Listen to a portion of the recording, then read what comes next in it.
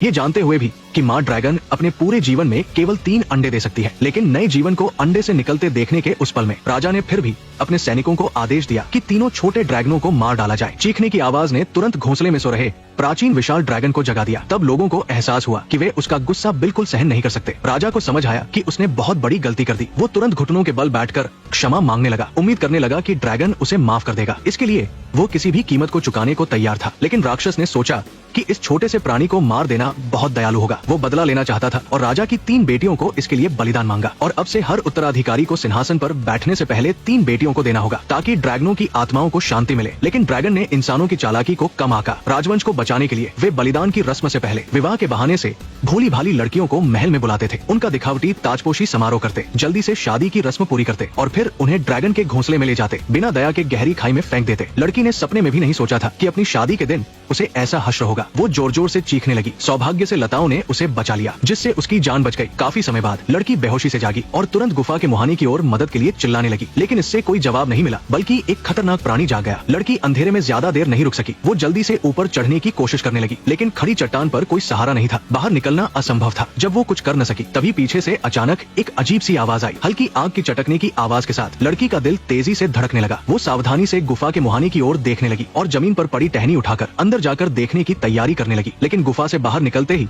उसे पता चला कि एक जलता हुआ चिड़िया वहाँ तड़प रहा था। लड़की उसकी दर्द भरी चीखें नहीं देख सकी और तुरंत रेत डालकर आग बुझाने लगी। लेकिन वो छोटा प्राणी तड़पने के बाद मर गया। जब वो उसे दफनाने की तैयारी कर रही थी, अचानक एक भयानक आवाज ने सन्नाटा तोड़ा। उसने देखा कि आग में जल रही चिड़ियों का झुंड चीखता हुआ अंधेरे से बाहर निकला, जैसे वे किसी भयानक आपदा से गुजरे हों। लड़की हैरान होकर ये सब देखती रही, कुछ समझ नहीं पा रही थी। वो बस चिड़ियों को इधर उधर टकराते देखती रही, जो जमीन पर गिरकर पूरी तरह शांत हो गई। अचानक शुरू हुई बातचीत ने लड़की को डर से पसीना आपसीना कर दिया। तब उसे एहसास हुआ कि छाया में कोई भयानक प्राणी छिपा हो सकता है। पीछे मुड़कर देखा तो एक विशाल पंजा चट्टान को खरोंचता हुआ निकला। लड़की ने तुरंत भागने की कोशिश की। पत्थर के खंभे के पीछे छिपकर कोई आवाज नहीं की, लेकिन वो राक्षस बिल्ली की तरह उसका नाम पूछने लगा और बोला कि उसे लड़की के शरीर में राजवंश का खून महसूस हो रहा है। ये उनके पूर्वजों का कर्ज है, जिसे उनकी संतानों की जान से चुकाना होगा। तब लड़की को समझ आया कि समारोह शुरू होने से पहले उसका हाथ क्यों काटा गया और राजकुमार के खून के साथ मिलाया गया, ताकि ड्रैगन को भ्रमित कर उनकी जान से कर्ज चुकाया जाए। लड़की सोचने का समय लिए बिना चीखते हुए भागने लगी। ड्रैगन ने आराम से आग की लपटें उगली, जैसे वो शिकार के डर का आनंद ले रहा हो। लड़की ने अपनी स्कर्ट उठाई और सुरंग की ओर भागी। भले ही वो जमीन पर गिरी, लेकिन रुके बिना आगे बढ़ती रही। लेकिन सांस लेने का मौका भी नहीं मिला। तभी सामने एक जला हुआ शव दिखाई दिया, जो वो लड़की थी जिसे उसने पहले राजमहल में देखा था। साफ था कि उन्हें भी बलिदान के लिए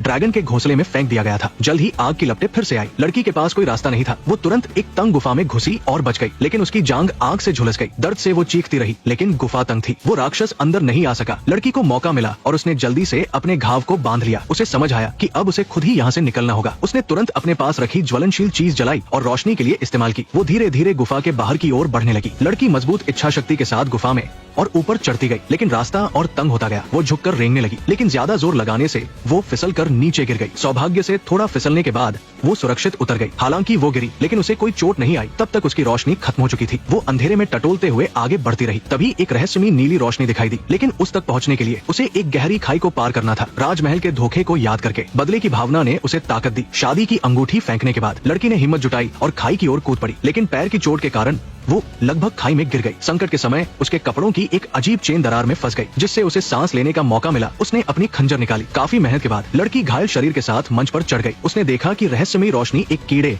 और उसके स्राव से आ रही थी। उसने तुरंत अपने कपड़े फाड़कर एक लैंप शेड बनाया और जुगनू को उसमें डालकर एक साधारण रोशनी का उपकरण बनाया। तभी पास से पानी टपकने की आवाज आई। लड़की ने जुगनू उठाया और जाकर देखने लगी। उसे गुफा में पानी का स्रोत मिला, लेकिन मिट्टी के प्रदूषण के कारण वो पानी पीने लायक नहीं था। वो बर्फ के नीचे आई और पानी की बूंदों से प्यास बुझाई, लेकिन जैसे ही उसने आंखें बंद की, ऊपर से अचानक एक छाया छा गई, जिसने बर्फ को तेजी से पिघलाना शुरू कर दिया। जैसे ही एक लाल रोशनी उसके चेहरे पर पड़ी, ज्वालाएं फिर से उगलने लगी। सौभाग्य से लड़की सतर्क थी, जिससे वो ड्रैगन के हमले से बच गई। लड़की गुफा में छिपकर कोई आवाज नहीं कर रही थी। उसने देखा कि दीवार पर किसी ने लिखा था कि ड्रैगन यहाँ नहीं पहुँच सकता। गुफा में हड्डियों और नामों की सूची देखकर लड़की को अचानक समझ आया कि सदियों से अनगिनत लड़कियों को राजवंश ने विवाह के बहाने यहाँ लाकर ड्रैगन के लिए बलिदान कर दिया। अस्थायी सुरक्षित जगह ने लड़की के तनाव को कम किया। वो दीवार के सहारे धीरे धीरे सो गई। नींद में उसे लगा जैसे वो एक एक कर उन लड़कियों को देख रही है, जो यहाँ अकेले और निराश होकर मरी, बिना किसी बचने की उम्मीद के।